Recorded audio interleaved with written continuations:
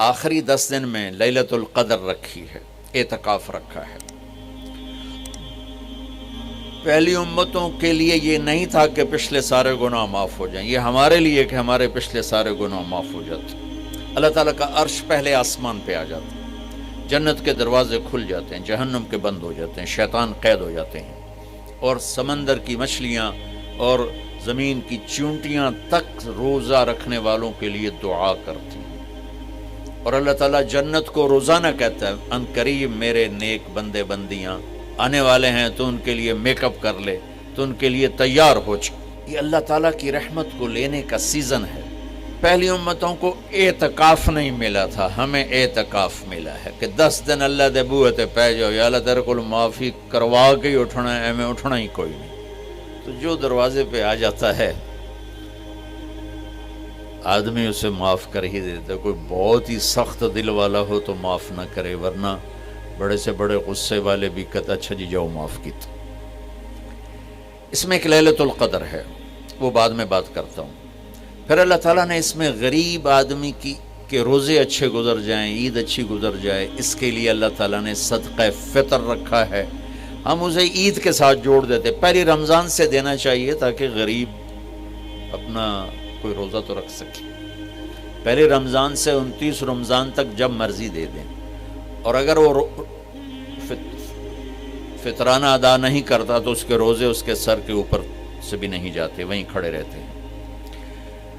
اور عام طور پر یہاں اخبار میں ٹی وی پر گندم کے لحاظ سے آتا ہے 2 سیر کڑک دے دو، وہ تھوڑے سے پیسے ہیں، 100-200 روپے ہے۔ میں آپ کو آپ سب مالدار لوگ بیٹھے ہیں، میں آپ کو اپنے نبی کا صدقہ فطر بتاتا ہوں کہ آپ کیا دیتے تھے۔ آپ کشمش دیتے تھے، کھجور دیتے تھے، جو بھی دیے ہیں۔ تو کشمش 3 کلو، بازار میں 3.5 کلو، بازار میں جا کے پوچھیں جو سب سے اچھی کشمش ہو، یا پھر درمیانی، گھٹیا نہیں درمیانی اور سب سے اچھی، پتہ کرے وہ کتنی ہے، 1000 روپے کلو ہے، 1500 روپے کلو ہے۔ آپ کے گھر کے 4 افراد ہیں تو ایک گھر سے 6000 روپیہ غریب کو جائے گا۔ آج تو 6000 میں ایک ہفتہ نہیں گزرتا۔ تو اب سب سے عرض کرتا ہوں ویسے بھی خیرات کریں، افطاریاں کروائیں، اور صدقہ فطر کشمش کے حساب سے دیں۔ یہ آپ سب بھائی بہنوں کی خدمت میں گزارش ہے۔ اللہ نے آپ کو رزق دیا، خرچ کریں، یہی آپ کے ساتھ جائے گا، باقی سارا ادھر ہی رہ جائے گا۔ لیلۃ القدر، انا انزلناہ فی لیلۃ القدر وما ادراک ما لیلۃ القدر لیلۃ القدر خیر من 1000 شہر تنزل الملائکۃ فیہا باذن ربہم من کل امر سلام ہی حتی مطلع الفجر۔ ہم نے قرآن کو لیلۃ القدر میں اتارا، تمہیں کیا خبر کہ لیلۃ القدر کیا ہے؟ لیلۃ القدر 1000 مہینوں سے بہتر ہے۔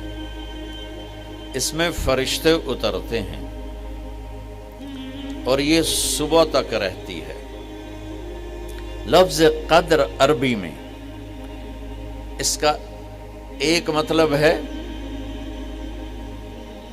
قیمت، سبحان اللہ۔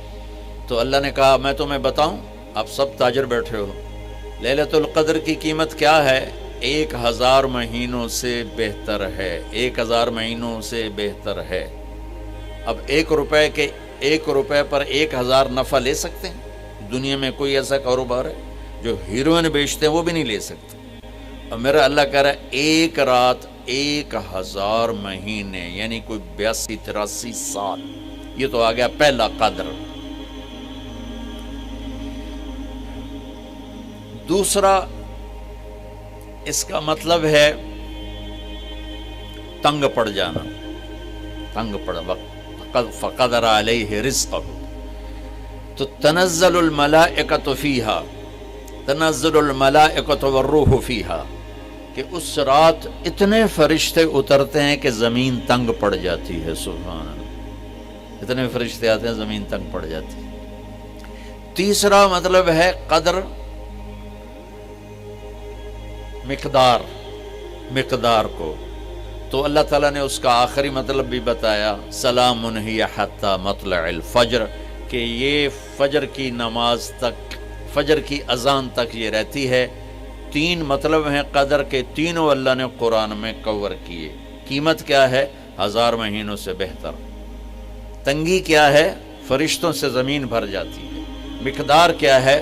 صبح صادق۔ لیلۃ القدر 27 کی نہیں ہوتی، 21، 23، 25، 27، 29۔ اب یہ 5 راتیں جاگنے چھٹ، آپ لوگ تو ویسے رات کے بادشاہ ہو، جاگ لو۔ تو لیلۃ القدر مسجد میں نہ گزارو، گھر میں گزارو۔ یہ مسجدوں میں اشتہار لگ جاتے ہیں، فلاں کے ساتھ شب قدر گزاریں، فلاں حضرت کے ساتھ شب قدر گزاریں، پھر ادھر کوئی صلاۃ تسبیح پڑھ رہا ہے باجماعت، عورتیں صلاۃ تسبیح کی جماعت کرا رہی ہیں، اور پتہ نہیں اور کتنی عجیب و غریب قسم کی عبادات شروع ہو جاتی۔ یہ نفلی عبادت ہے، میرے نبی گھر میں پڑھتے تھے۔ آپ نے اشراق کے سوا ہر نفل گھر پڑھا، ہر سنت گھر میں پڑھی، تو آپ لیلۃ القدر کو یہ مستورات بھی آپ بھی اکٹھے ہو کے نہیں منانا، الگ الگ مصلی بچھا کر اپنے اللہ سے رونا دھونا کرو، اپنے اللہ کو منانا کرو، میں بھی کروں آپ بھی کریں۔ نوافل کی جیسے ابھی شب برات گزری تو اشتہار تھے، میں جا رہا تھا ادھر غلام آباد میں ایک جنازہ ہو گیا تھا، تو اشتہار فلاں حضرت کے ساتھ شب برات گزاریں، فلاں مسجد میں شب برات گزاریں، فلاں جگہ شب برات گزاریں۔ بھائی وہ گھر میں منانے کی ہے، مسجد میں نہیں۔ میرے نبی نے نفلوں کو تنہائی میں ادا کیا، فرض کو مجمع میں ادا کیا۔ لیلۃ القدر میں جاگنا نفل ہے، اور پھر جب اکٹھے ہو جائیں گے لوگ اور عورتیں تو پھر ساتھ غیبت بھی چلے گی، اور ایک غیبت کا بول ساری رات کو اڑا کے رکھ دے گا۔ مردوں یا عورت اکٹھے ہو جائیں، غیبت سے تو بچتے نہیں، نہ ہی رک سکتے ہم۔ سندھ سے ہم بائی روڈ آ رہے تھے، کراچی سے بائی روڈ جماعت تھی، تو وہ راستے میں بڑی غیبت کریں، نوجوان تھے سارے نئے نئے، میں چپ کر کے سنتا رہا۔ جب کوئی 2 دن گزر گئے نا تو ہمارے پاس بڑی وین تھی، میں نے کہا بچوں ایک نصیحت کرتا ہوں، غیبت نہ کیا کرو، مذاق کرو، ہنسا کرو، کھیڑا کرو، غیبت نہ کرو۔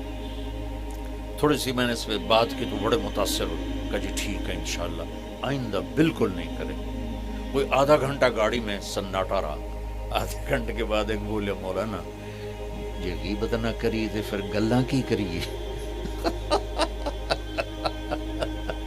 یہ میرا کلچر ہے، لہٰذا عورتیں عبادت کے لیے بھی اکٹھی ہوں گی تو غیبت شروع ہوگی، مرد مسجد میں اکٹھے ہوں گے وقت ضائع ہوگا، غیبت شروع ہوگی۔ میرے بھائی بہنوں، ہر نفل کو گھر میں گزار، اپنے گھر کو بابرکت بناؤ، اپنے گھروں میں نفل پڑھو، تلاوت کرو، ذکر کرو۔ صرف اشراق کے نفل میرے نبی مسجد میں پڑھتے تھے 2 رکعت، باقی ہر نفل آپ نے مسجد میں ادا کی۔ تو یہ چند چیزیں رمضان کے متعلق میں نے عرض کی ہیں۔ اب ایک بڑی اہم بات میں آپ کے سامنے عرض کرنا چاہتا ہوں، رمضان کی دولت کسے ملے گی، رمضان کی برکات کس سے ملیں گی، اور کون محروم ہو جائے گا؟ آپ نے فرمایا 4 آدمی ایسے ہیں جن کی رمضان اور شب قدر میں بھی بخشش نہیں ہوتی، بس اس سے ہم اپنے آپ کو بچا لیں۔ کون ہے یا رسول اللہ؟ آپ نے کہا مدمن خمر، شراب کا عادی، کبھی کوئی پی لے توبہ کر لے، میں اس کی اجازت نہیں دے رہا ہوں۔ مدمن کا لفظ ہے جو روزانہ شراب پیتا ہے، اس کی رمضان میں بخشش نہیں۔ عاق لوالدیہ، جو ماں باپ کا نافرمان ہے، اس کی بخشش نہیں۔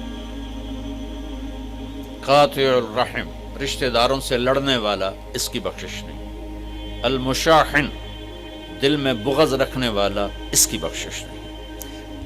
ہر وہ چیز جو میرے آپ کے لیے نقصان دے اللہ نے حرام کر دی، ہر وہ چیز جو میرے آپ کے لیے مفید ہے اللہ نے حلال کر دی۔ سود حرام کر دیا۔ ہمارے پاکستان کی معیشت نہیں، پوری دنیا کی معیشت ڈوبی پڑی ہے، سارے ملک قرضوں پہ چل رہے ہیں، سود نے پوری دنیا کو تباہ کر دیا۔ تو میرے اللہ تعالیٰ نے، آپ دیکھتے نہیں، میرا اللہ کہتا ہے فَأَذَنُوا بِحَرْبٍ مِّنَ اللَّهِ وَرَسُولِهِ، اگر سود نہیں چھوڑو گے تو میرے اور میرے رسول مل کر تمہارے خلاف جنگ کریں گے۔ آئیں مل کر بھوک مٹائیں، بجھے ہوئے چولہے پھر سے جلائیں۔ غذائی قلت کے شکار ہزاروں افراد آپ کی مدد کے منتظر ہیں۔